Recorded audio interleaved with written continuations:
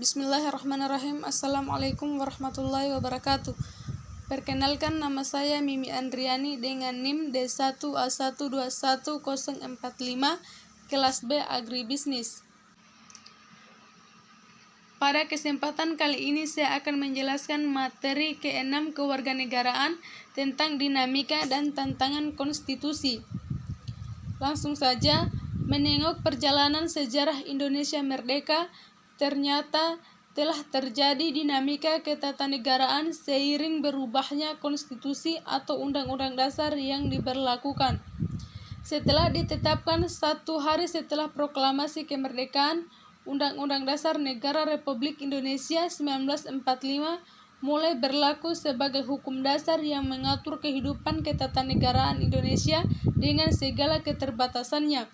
Mengapa demikian? Karena sejak semula Undang-Undang Dasar Negara Republik Indonesia 1945 oleh Bung Karno sendiri dikatakan sebagai Undang-Undang Dasar Kilat yang akan terus disempurnakan pada masa yang akan datang.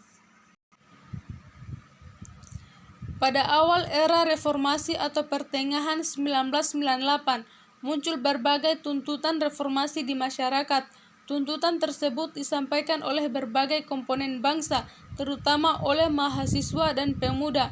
Beberapa tuntutan reformasi itu adalah: A. Mengamandemen Undang-Undang Dasar Negara Republik Indonesia 1945. B. Menghapuskan doktrin dwi fungsi Angkatan Bersenjata Republik Indonesia. C. Menegakkan supremasi hukum, penghormatan hak asasi manusia atau HAM, serta pemberantasan korupsi, kolusi, dan nepotisme atau KKN.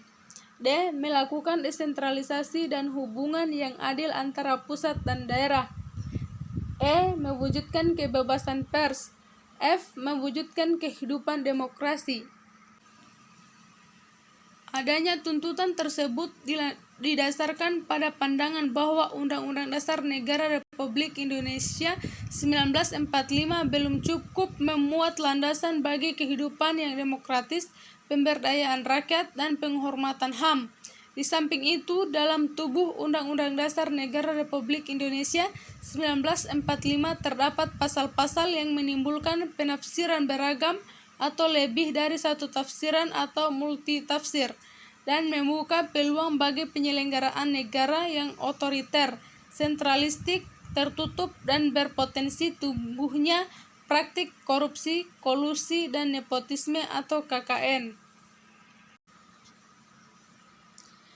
Penyelenggaraan negara yang demikian itulah yang menyebabkan timbulnya kemerosotan kehidupan nasional. Salah satu bukti tentang hal itu adalah terjadinya krisis dalam berbagai bidang kehidupan. Tuntutan perubahan Undang-Undang Dasar Negara Republik Indonesia 1945 merupakan suatu terobosan yang sangat besar. Dikatakan terobosan yang sangat besar karena pada era sebelumnya tidak dikehendaki adanya perubahan.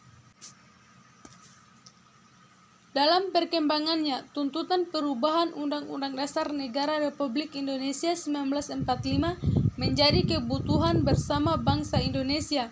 Berdasarkan hal itu, MPR hasil pemilu 1999 sesuai dengan kewenangannya yang diatur dalam pasal 37 Undang-Undang Dasar Negara Republik Indonesia 1945 melakukan perubahan secara bertahap dan sistematis dalam 4 kali perubahan, yakni: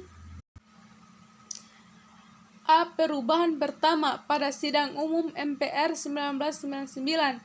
B. Perubahan kedua pada sidang tahunan MPR 2000. C. Perubahan ketiga pada sidang tahunan MPR 2001. D. Perubahan keempat pada sidang tahunan MPR 2002.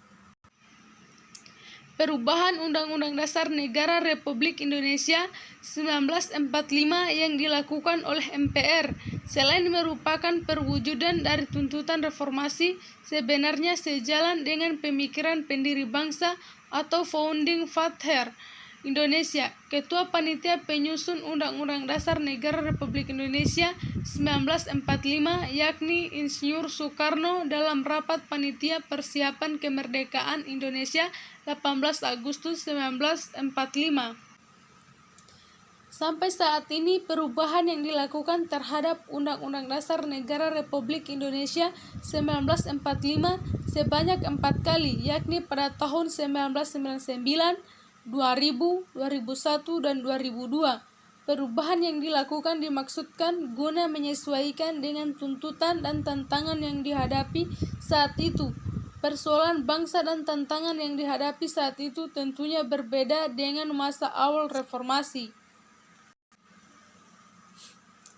Itu saja yang dapat saya sampaikan pada materi ke-6 kewarganegaraan. Akhir kata, billahi taufik wal hidayah. Wassalamualaikum warahmatullahi wabarakatuh.